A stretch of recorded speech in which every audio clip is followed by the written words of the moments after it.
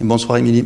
2023 était une année importante pour la Croix-Rouge monégasque puisqu'elle fêtait ses 75 ans d'action, 75 ans de dévouement en principauté, mais aussi au-delà de nos frontières. Oui, tout à fait. Si on regarde l'activité de 2023, au niveau local, on a continué toutes les actions de secourisme, les actions sociales et les actions auprès des personnes âgées et de la jeunesse. Mais vraiment, 2023, ça a été marqué par l'international, par les séismes, par les catastrophes et aussi par les crises qui vraiment augmentent dans le monde actuel. Oui, parce que la Croix-Rouge monégasque répond régulièrement aux appels lancés par la Fédération internationale des sociétés de la Croix-Rouge et du Croissant-Rouge. Oui, on a répondu cette année à 24 appels, ce qui est un record. Et on a fait aussi appel à la générosité monégasque, que ce soit pour la Turquie et pour le Maroc. Et on a une nouvelle fois pu bénéficier de la générosité des résidents monégasques. Le mouvement monégasque soutient aussi des projets à travers le monde. Quels sont ceux qui vous ont mobilisé en 2023 ? On reste mobilisé sur je dirais, la zone géographique de compétence de la Croix-Rouge monégasque, ça veut dire l'Afrique de l'Ouest. On reste mobilisé sur le Burkina Faso, c'est un pays qu'on n'abandonnera pas et une Croix-Rouge qu'on n'abandonnera pas malgré une situation géopolitique tendue et je dirais des défis additionnels pour nos équipes. Mission de prévention, de solidarité sociale, vos actions vous mobilisent également à Monaco et dans la région.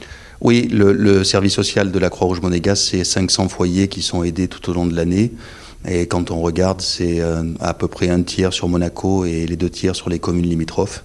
Et c'est des gens qui sont aidés, des foyers qui sont aidés pour les ressources, je dirais pour tout ce qui est alimentaire, pour tout ce qui est aussi frais courants, notamment l'énergie, l'électricité qui a augmenté. C'était des foyers qui étaient en difficulté pour arriver à payer des factures. Donc on aide à peu près 500 foyers Monaco et limitrophes.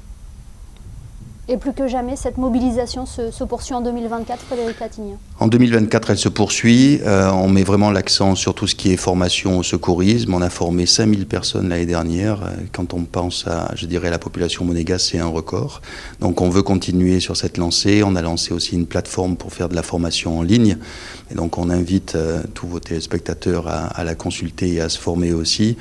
Et ce qui nous préoccupe, c'est vraiment la recrudescence des crises internationales et c'est également, je dirais, tout ce qui est changement climatique et tous les besoins qui sont présents à travers le monde.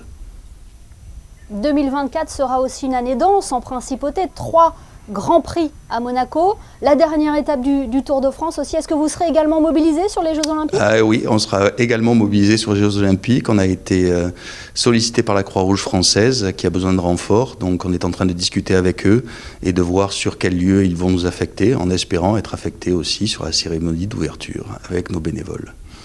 La question de la migration continue aussi de vous mobiliser toujours autant ? Toujours autant, et c'est aussi la thématique de la migration, mais des mineurs isolés en France. Aujourd'hui, c'est plus de 400 enfants qui sont pris en charge par les autorités françaises. La Croix-Rouge monégasque intervient en appui. C'est un partenariat aussi avec le CHPG pour les soins dentaires. C'est les mineurs filles isolées. On en a 10 aujourd'hui, dont 9 qui sont enceintes et qui ont subi des exactions pendant leur voyage. Donc c'est une thématique forte pour la Croix-Rouge monégasque.